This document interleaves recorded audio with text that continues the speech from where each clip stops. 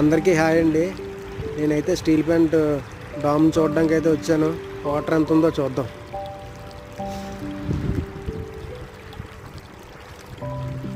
Dam అయితే చాలా లోతుగా ఉంది. వాటర్ అయితే చాలా తక్కువగా ఉంది. మా గాజువాకలో వర్షాలు తక్కువగా పడుతున్నాయి. వర్షాలు కానీ ఫుల్గా పడితే మాత్రం డామ్ అయితే ఫుల్ అయిపోద్ది. వాటర్ తక్కువగా ఉంది. డామ్ చూడండి ఎంత లోతుగా ఉందో.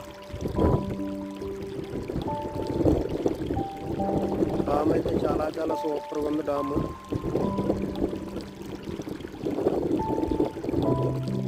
చాలా పెద్దదిగా కూడా ఉంది. డాము